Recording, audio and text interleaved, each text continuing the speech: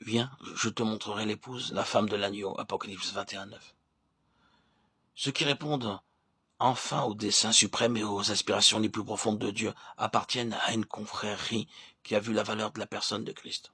D'après moi, c'est ce que signifie l'épouse de l'agneau. L'apôtre Pierre l'exprime de la manière suivante. C'est donc pour vous qui croyez qu'elle a ce prix. 1 Pierre 2,7. Une ancienne version de la Bible dit « Il est précieux ». Si nous avons compris combien Christ est précieux, alors il deviendra l'objet suprême de nos aspirations. Et ce trésor inestimable a été forgé intérieurement. À vrai dire, le Seigneur a vu cette valeur dans son Église. Christ a aimé l'Église et s'est livré lui-même pour elle. Éphésiens 5:25. Elle a la valeur d'une perle de grand prix. Mais d'une manière ou d'une autre, l'inverse est tout aussi vrai pour ces gens. Ils ont acquis une telle appréciation de son amour pour eux qu'ils se sont attachés à lui au point de s'abandonner totalement entre ses bras. C'est pourquoi tout quitter pour l'être que l'on chérisse et la loi céleste du mariage se résume à la chose suivante. Une prise de conscience si forte de l'excellence de la personne de Christ que tout est pour lui, sans réserve aucune. Tel est le rôle de l'épouse.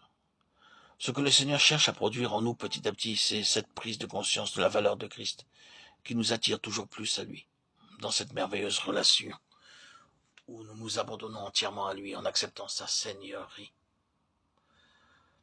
Je ne vis point de temple dans la ville, car le Seigneur Dieu Tout-Puissant est son temple, ainsi que l'agneau. Apocalypse 21:22.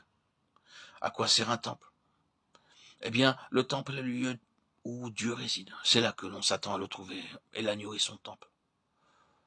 Nous trouverons Dieu dans le Christ crucifié. Christ est offert pour nous. Christ est notre agneau. C'est en lui, comme agneau, que nous rencontrerons le Seigneur. Beaucoup de gens essaient de trouver Dieu sans passer par Jésus-Christ crucifié, ce qui est impossible. Or, combien y a-t-il de cas navrants et tragiques comme cela? Nous les avons déjà entendus dire, oui, je crois en Dieu, je le prie. Mais qu'est-ce que cela signifie pour vous? Or, ma foi, il est très important pour moi de croire en l'existence de Dieu. Cela m'aide à penser à lui. Mais quels en sont les effets sur votre caractère? Cela se traduit-il par une victoire sur le péché? Et cela débouche-t-il sur le salut?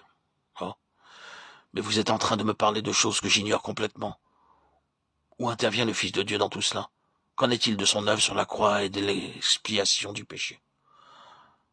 Oh non, je ne peux pas accepter cela. Donc, malgré toute leur croyance en Dieu, ces personnes marchent soit dans l'obscurité, soit dans la pénombre, car il ne saurait y avoir d'autre chemin conduisant à Dieu que Jésus-Christ crucifié. Vous n'atteindrez jamais le but de Dieu autrement. C'est en Jésus-Christ seul que vous trouverez Dieu. Christ crucifié. Christ, votre victime expiatoire. Votre sacrifice. C'est là où Dieu rencontre votre cœur et que votre cœur rencontre Dieu. Dieu siège à cet endroit-là. Dieu était en Christ, réconciliant le monde avec lui-même. 2 Corinthiens 5:19. Vous ne trouverez jamais Dieu ou les réconciliations ailleurs. Les personnes d'Apocalypse 14 sont celles qui ont trouvé Dieu. Elles l'ont trouvé en Christ. Elles savent que l'agneau est le temple de Dieu.